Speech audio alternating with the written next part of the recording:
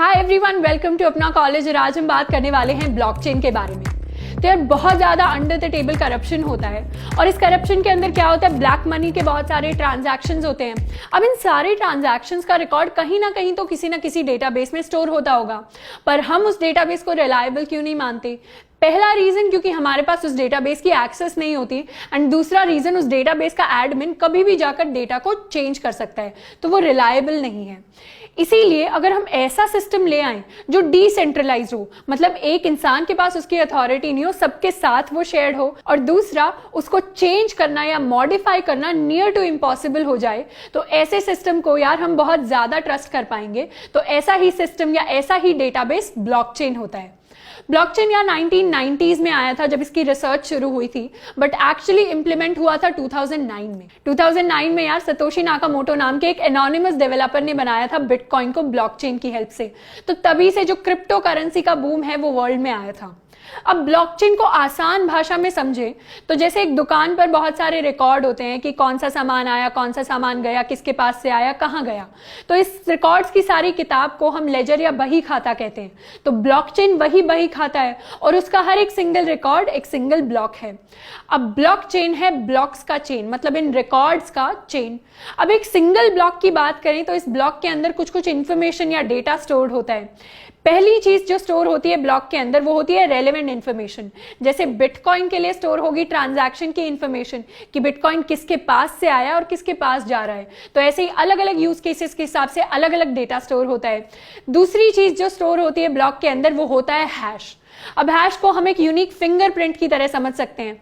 तो जैसे हम आधार कार्ड के लिए अपने बायोमेट्रिक्स देते हैं एंड उसके बाद हमें एक आधार नंबर मिलता है, वैसे ही ब्लॉकचेन के अंदर जो भी डेटा ब्लॉक के अंदर स्टोर करा रहे हैं उसके हिसाब से एक यूनिक कोड यानी हैश जनरेट होता है। अब तीसरी इंफॉर्मेशन जो ब्लॉक में स्टोर होती है वो होता है प्रीवियस ब्लॉक का हैश। मतलब पुराने वाले जो ब्लॉक का हैश था वो अब अगले वाले ब्लॉक में भी सेव हो गया है, अब अगले वाले का उससे अगले वाले में भी सेव हो जाएगा। तो इस तरीके से ब्लॉक्स की एक चेन बन रही होती है और इस चेन के अंदर सबसे पहला ब्लॉक जो भी किसी भी प्रीवियस ब्लॉक का हैश स्टोर नहीं कर रहा उसे हम कहते हैं जेनेसिस ब्लॉक, जो सबसे पहले बनता है। तो हम एक तरह से ब्लॉक्स की हिस्ट्री ट्रैक कर पाते हैं। इसीलिए इंफॉर्मेशन को ट्रैक करना आसान हो रहा है, सारी इंफॉर्मेशन को यूनिक रखना आसान हो रहा है, उसके साथ छेड़खानी करना मुश्किल हो रहा है।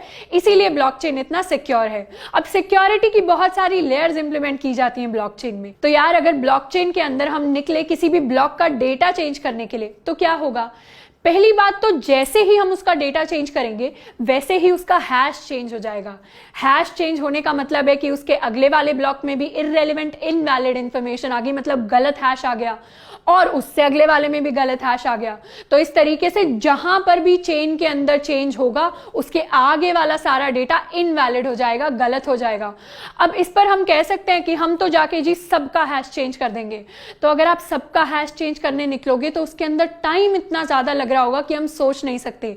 बिटकॉइन में एक ब्लॉक का हैश चेंज करने में 10 मिनट लग जाते हैं। तो अगर 1 करोड़ ब्लॉक्स हैं तो 200 साल लग रहे होंगे हमें सारे ब्लॉक्स का हैश चेंज करने में। तो यार ये टाइम वाली चीज इंप्लीमेंट होती है प्रूफ ऑफ वर्क नाम के एक कॉन्सेप्ट से। अब प्रूफ ऑफ वर्क का मतलब है कि आपको प्रूव करना पड़ेगा कि आपने कम से कम इतना यानी 10 मिनट का टाइम लगाया है उस ब्लॉकचेन में वो चेंज लाने में। और तीसरी एक एडेड लेयर ऑफ सिक्योरिटी जो इसके अंदर आ रही होती है वो ये होती है कि नेटवर्क के अंदर जितने भी लोग हैं उन सब के पास पूरे के पूरे ब्लॉकचेन की कॉपी है। मतलब अगर आप एक कॉपी के अंदर चेंज करना चाहें तो आप नहीं कर सकते। आपको क्या करना पड़ेगा, अपना ब्लॉक जो है जिसे आप चेंज करना चाहते हैं वो सबके पास शेयर करना पड़ेगा। अब सबसे एक वोट आएगा कि क्या ये ब्लॉक में जो आप चेंज कर रहे हैं वो सही है या नहीं है।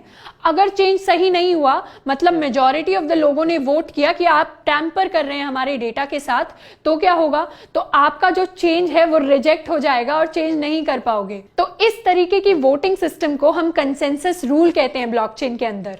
तो अगर आपको कोई भी नया डेटा ऐड करना है, नया ब्लॉक ऐड करना है, तो भी पहले आप 10 मिनट लगाकर उसको क्रिएट करोगे, उसके बाद सारे नेटवर्क में आप उसको शेयर करोगे, एंड जब मेजॉरिटी लोग बोलेंगे कि ये नया चेंज सही है तभी वो ब्लॉकचेन के अंदर ऐड कर रहा होगा। तो इस तरीके से यार अगर आपको ब्लॉकचेन को हार्म करना है तो पहले तो आपको बहुत सारा टाइम लगाना पड़ेगा हैश चेंज करने में, और दूसरा आपको more than 50% of the network को ओन करना पड़ेगा मेजॉरिटी वोट के लिए। तो यार ब्लॉकचेन बहुत सारी डोमेन्स में आजकल यूज हो रहा है।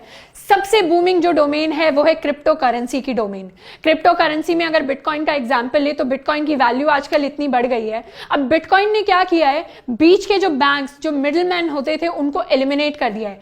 पहले अगर इंडिया से यूएसए मुझे पैसा भेजना होता था तो हम यहाँ से रुपये भेजते थे, बैंक के पास वो जाता था, बैंक उसको डॉलर में कन्वर्ट करके यूएस भेज देता था और अपनी कुछ बीच में फी चार्ज कर लेता था। अब मुझे डायरेक्टली क्रिप्टो करेंसी भेजनी है तो मैं डायरेक्टली बिटकॉइन को भेज सकती हूँ एंड उसके अंदर जो फी होगी वो बहुत ज्यादा कम है as compare to banks. And जैसे gold asset to asset transfer होता है वैसे ही बिटकॉइन भी बिटकॉइन टू बिटकॉइन ट्रांसफर हो जाएगा, कोई कन्वर्जन नहीं हो रहा होगा करेंसी का। उसके अलावा जो यूज केसेस आते हैं यार वो होते हैं रियल एस्टेट की डोमेन में, जहां पर नोटरी का काम आजकल ब्लॉकचेन की हेल्प से हो रहा है।